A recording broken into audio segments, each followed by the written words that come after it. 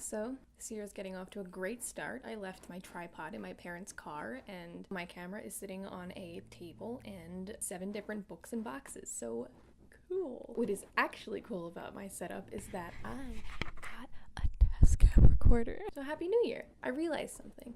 I've never actually really looked at the 1st of January as the beginning of something new. I think this is directly related to the fact that despite having graduated a year ago, my brain is still very wired to the school schedule, and so I'm programmed to feel that the year turns over in around August and September. This year I moved into this house on like September 2nd, so it still even feels like the current chapter of my life started then, and the 2018 beginning is just a part of that chapter. To a point, it's like time is a construct. But I'm not in school anymore, and the year does in fact start on January 1st, and something has come to an end. And I'd like to start drilling that into my head a little bit more. I think if I spend some time focusing on January 2018 as the beginning of a whole new year, I can try to use that sense of renewal to kickstart some healthier and more productive behaviors. I've just described New Year's resolutions, I'm aware, but for some reason breaking it down this way is the way I'm able to make it mean something to me right now. First, I want to recall some things that I did or that happened to me in 2017. I want to only focus on the good things, though there were plenty of ups and downs and bad things too, but I want to focus on the positive things that happened. One of the first things I did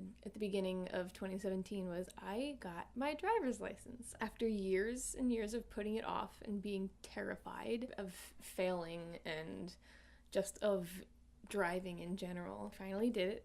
I finally got my driver's license at the age of 21. That's an entire story in itself that I should probably make a video on sometime. Right after that, I started my job, my first post-graduation job, my first adult job. I experienced a major upswing in my mental health after some really difficult months, and I had a renewed sense of self-worth that so highly exceeded any level of self-worth I've ever had. That serious high didn't last forever, but I found some footing that I never really had before, and I'm really grateful for that. I hope to use it as a foundation for improvement in the coming year. Though I officially graduated in December 2016, I participated in the May graduation ceremony and got to celebrate with all my family and friends. In June, I bought my first car, and I promptly drove all the way to New Jersey all by myself. Since then, I've had a certain independence that I have never had before, and I'm very proud of myself for finally doing these things that most other people my age have just done.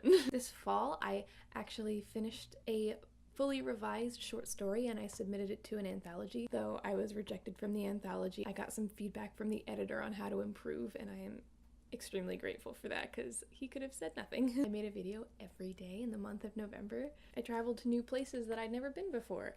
I went to Canada for the first time. I went to Toronto and Niagara Falls. I went to Pittsburgh and I went to Boston. I forgot to read 2 whole bullet points that I had written.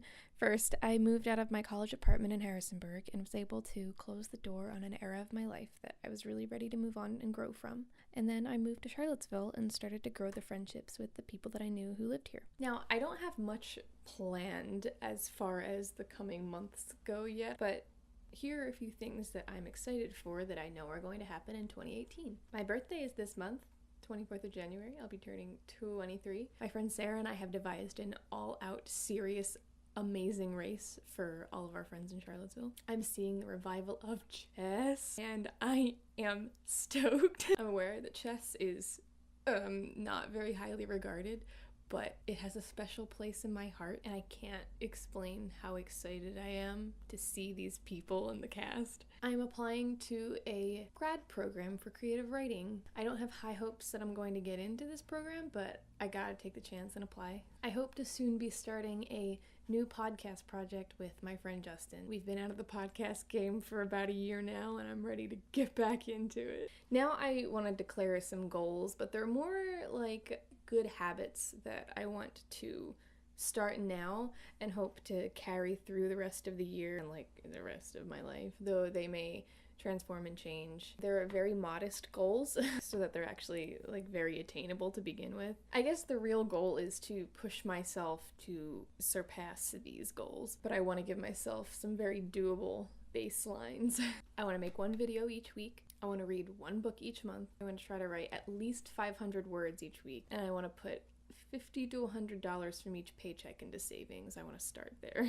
At the start of 2017, I knew that I was starting this job and that it was going to be probably my life for at least the next year. This year, I'm not sure what comes next. I'm not sure how things are going to shape up and where I'm going to be heading. I don't know my next move, and I need to spend a lot of time in the coming months figuring that out. At the very most basic level, as I'm sure everybody does, I want to be happier than I was in 2017. I want to be more confident. I want to criticize myself less. I want to be kinder to myself and therefore kinder to others. I want to create more. I want to explore things I haven't explored before and feel free to share what I find with the people around me. I want to learn, and I want to be a better friend, a better daughter, and a better sister.